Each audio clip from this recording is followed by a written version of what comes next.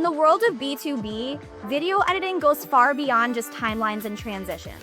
It's a collaborative effort, one that starts with a clear vision and ends with a video that not only tells a compelling story, but also aligns seamlessly with a client's brand and goals. At the heart of that process, two roles that must work in perfect sync: the video editor, who brings this vision to life, and the digital media strategist, who bridges the gap between client objectives and creative execution.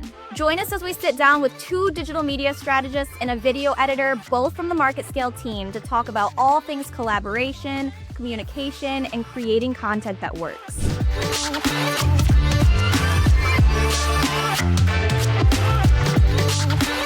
I'm Carrie Goodison, and I'll be your host for today's episode. And today we're joined by two digital media strategists, Lucia Zasueta and Prisley Mena, and a Market Scale video editor, Eric Holland. So let's jump right into the questions, and we're going to start right at the very beginning. So these are more aimed towards Prisley and Lucia. Let's just start at the beginning. Your client has an idea for a video. What's next in the Market Scale process in order to get that video rolling? Whoever wants to jump in first, go right ahead. So like if we put it in one world, it would be submit an edit, submit a request. But sometimes it depends a lot on who the client is, if they have done it before, if they have an idea of what they have in mind. Because I've been with clients that just want us to read their mind or the editor to read their mind. And that's a hard job to do. So for me, it's a lot talking with them and trying to pull out as much information as possible and going through the request form so they know what they are going to fill out. Yeah, just to piggyback right off of what Lucia said, definitely, like sometimes some clients need kind of like an outline. Some clients need kind of like more like they come to you with the vision and you kind of start storyboarding what they need to help the editor out. And sometimes it's just they have the assets and they don't know what to do with it. So then you got to sit down and create what you can out of thin air, essentially. Question for you guys, real quick, if I can jump in. What do you guys suggest editors to do when a client requests an edit that might be a little bit confusing, right? Typically, we're looking at an edit cold and we might not know everything that the client is wanting. Do you have any suggestions for editors if maybe they're not sure about what the client is asking for? Send us a Teams message. I find it very helpful. Whenever you guys have a question, just, put it out instead of making assumptions. Sometimes that's helpful.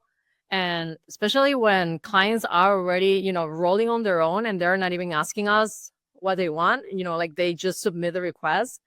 And then editors come like, hey, what does the client mean by this question? I'm like, okay, let me talk to the client if I can figure out the answer myself. But yeah, I think communication will be key. So you guys work directly with the client, especially new clients, to understand their goals and their brand identity and voice. So when you're working on these early videos for those new clients, how do you translate those insights that they have into actionable direction for the editor?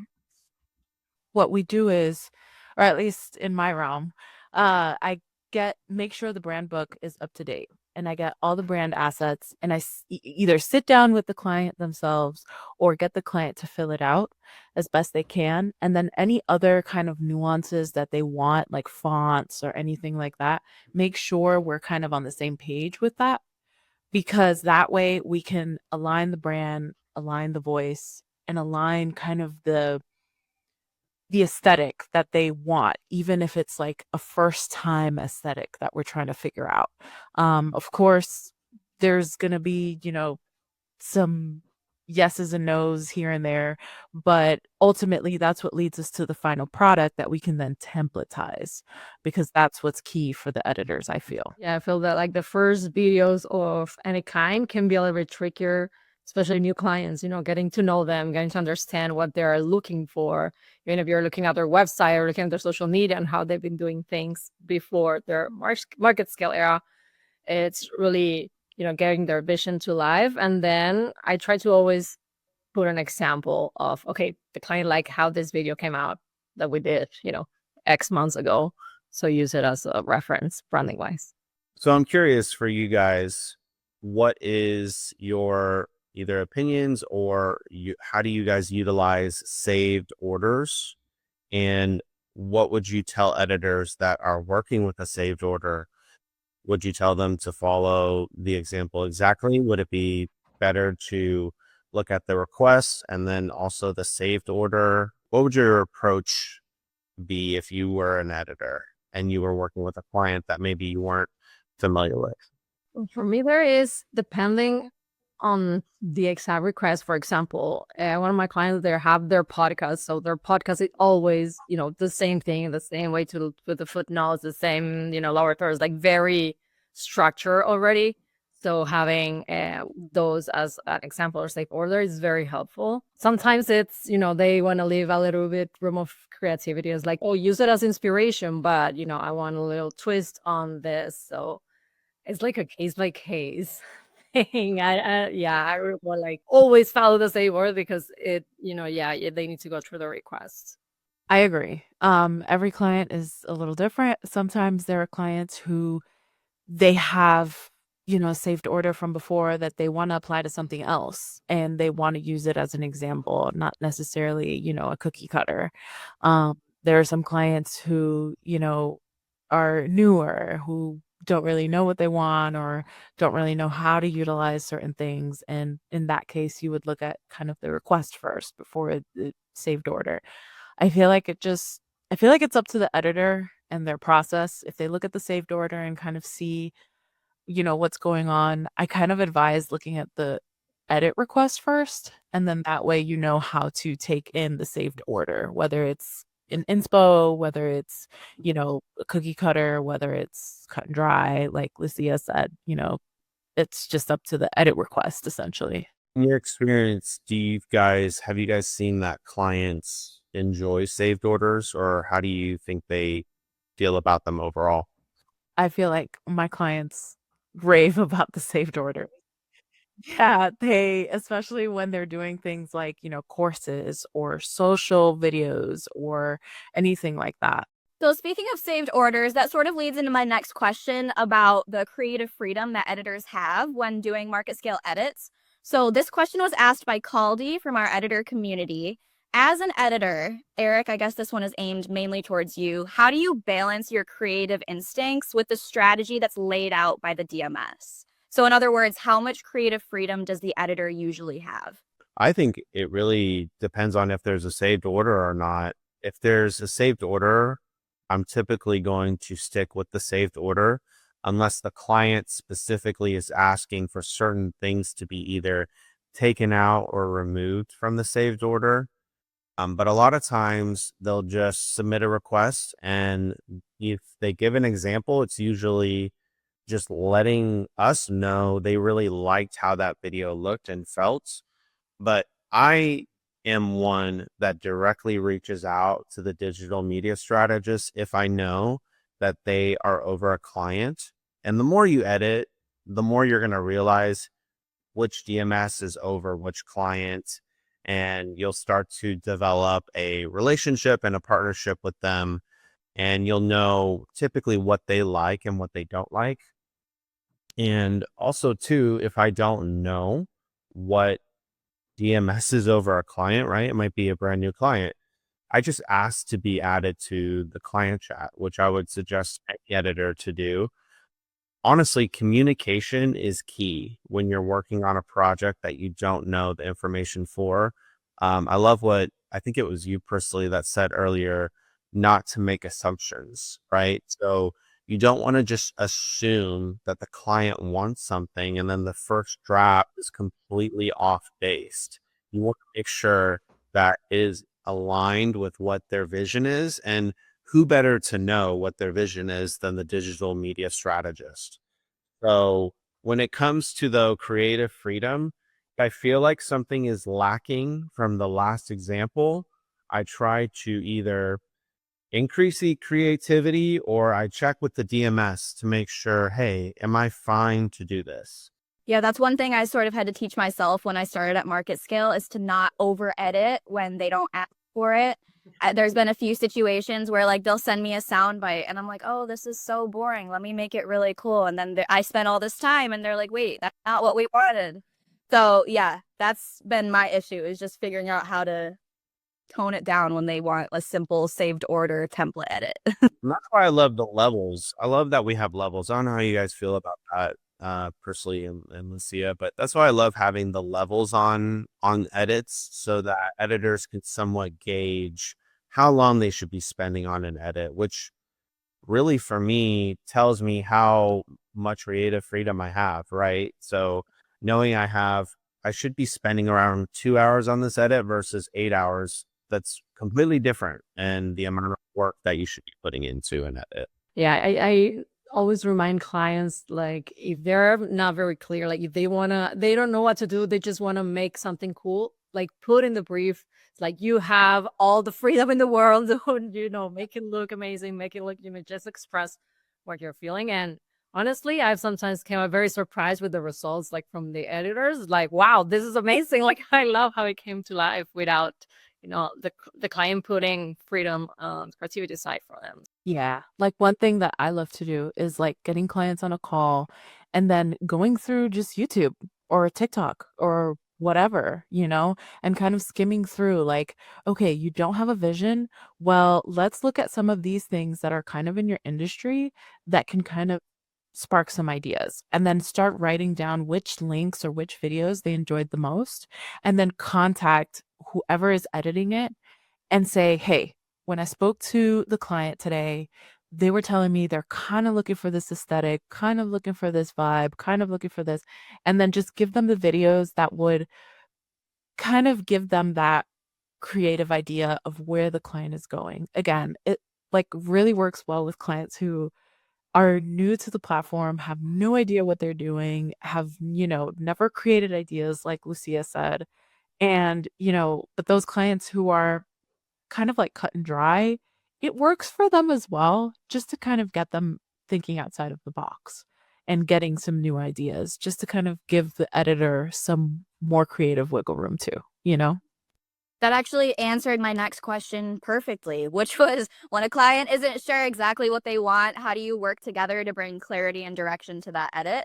Lucy, do you have anything you want to add to that? So we become a little bit of, I think, like psychologists and interviewers with the client in that sense. Like, okay, you want this over, but do you have X assets, or do you want to keep the branding, or do you want, where is this gonna be posted, or just getting as much information as possible, so we can provide a good brief for the editors. Yeah. Eric, I'm going to ask you this one first. What do you think that editors can do to proactively problem solve to head off issues that may arise in the future? And do you have any examples of that? When I see a request that either maybe was honestly poorly made or maybe they were not entirely sure how to fill out a request, I will usually message and reach out to the Digital Media Strategist, DMS, and I will try to figure out what they were wondering. And I'll offer suggestions on, hey, for next time, I understand what they're wanting now.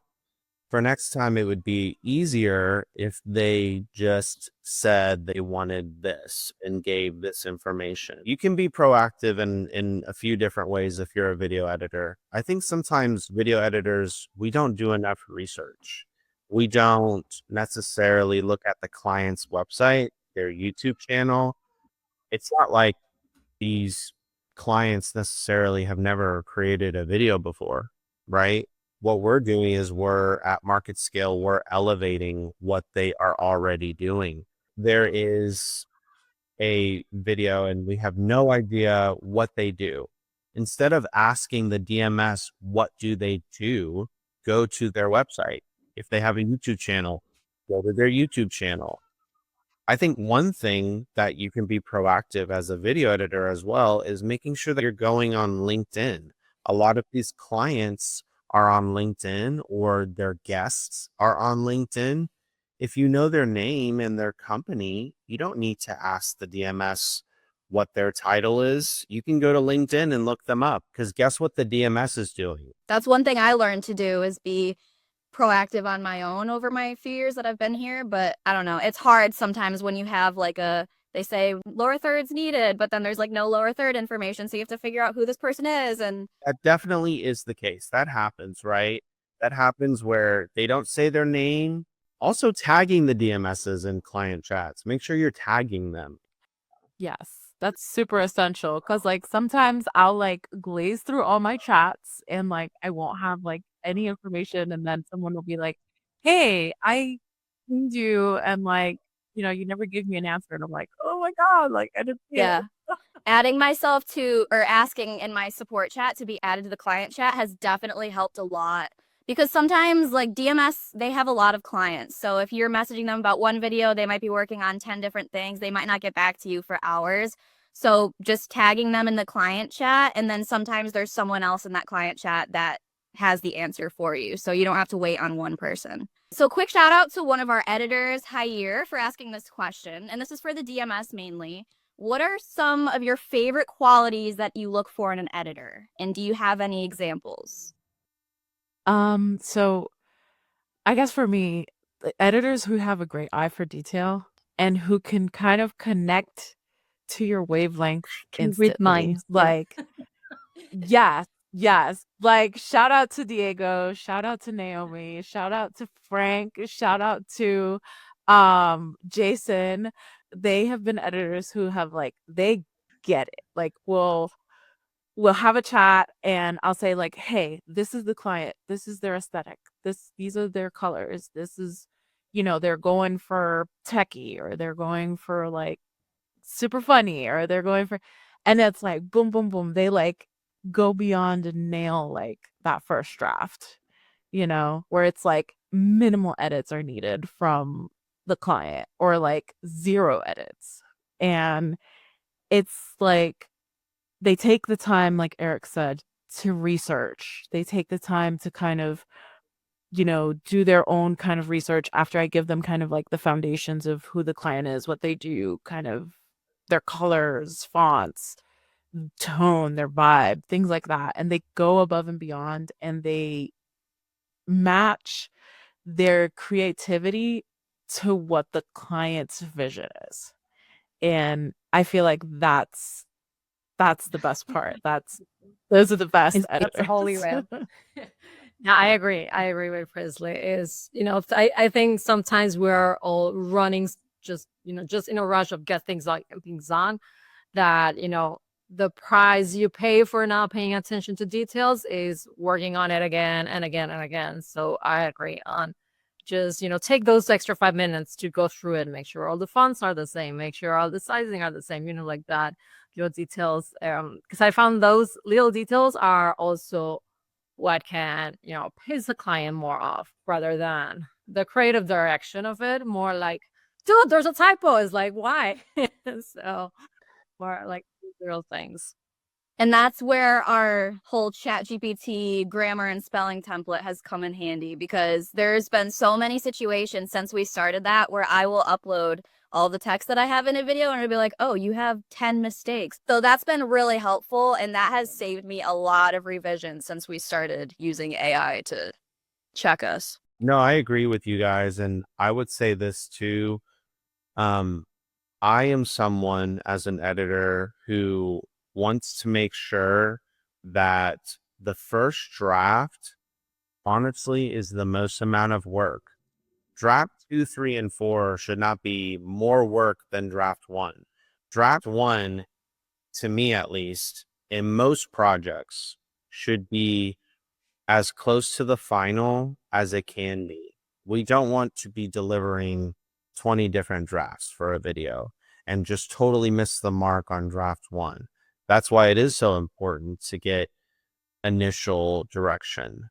I don't know, Carrie, for you, if you feel the same way, but for me, I'll sometimes get DMSs asking me, when are you going to be done with this first draft? And I'm like, it'll be done later this afternoon, because I'm making sure that it's as close to perfect and as what the client wants. So there's minimal revisions. And there's a lot of times where digital media DMSs will say, oh, wow, like this is great. I'm going to send it to the client right away, rather than going through 2 or 3 drafts before sending it to the client. Yeah, it's always good to try to nail it on version 1 and then get minimal edits after that. Like when I'm bugging my editors, I kind of do it in like 4-hour increments. So I'll come back every like 4 hours and I'm like, yeah. And I'm like, hey, how's it going? Like, and, they'll tell me like, oh, it's going, 4 hours later, like, hey, What up? are we? Sometimes it's the little things that take a lot of work, and it's like it's hard to explain that to people that don't edit, but I'm like, believe it or not, this 5 seconds of that video took an hour for me to edit. Yesterday, I was listening. We had a client has an event today all day in Orlando, and we're finalizing changes last night on one of the the video that was coming up at 8 a.m. And I was talking to the editor. She's like, he's rendering, but it's taking a little bit. And I'm telling the client, he's working on the final changes, and then we'll have it done. Like doing like a step back so they can chill. Before we wrap up, do you guys have any advice that you would give to other teams that are trying to build a stronger collaboration between their strategy and their editing departments? And what's one thing that's made the biggest difference in improving the working relationship between the editors and the DMS at market scale? I guess I'd say get to know your people. If you need to get on like a coffee chat with an editor or just, whatever, like get to know your team, like really get to know your team, get to know, their schedules, get to know like what they have, like what's on their plate. Like maybe some of them, there are editors who've got kids, or there's editors who are taking care of someone at home, like an elderly parent or something like that. And just getting to know those minor things, just like the edits and the details in a video, can make a huge difference on how you collaborate. Because then you'll know, yeah, this editor is amazing, but I know they have some limits. And, you can give them time, give them grace, or let them know, and always, always, always communicate deadlines. Do you guys have any final thoughts before we close this out? I would just piggyback on what Presley said. I think communication is always key with a DMS and an editor, or really any person that you're working directly with. If you are not communicating what's going on, right, then there's going to be holes and things that are going to complicate or going to get complicated further down the road that aren't necessary, right? If you have something that's coming up, like let your editor support chat know, let the client chat know, right?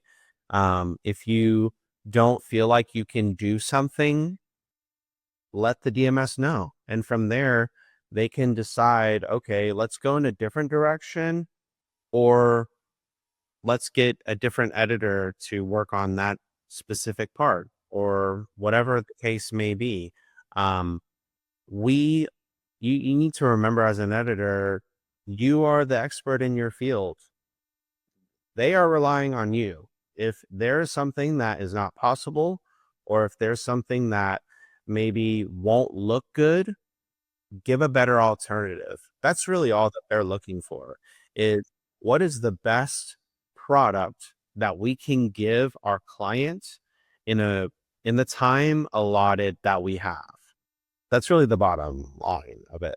Don't be afraid to send us a message and ask any questions, or even when clients ask for a very specific animation or something like that, you're not sure, send us a clip, or like, hey, this is what I'm working on. Feels good. Like, is it going the right direction? I'm very open to brainstorming together. And.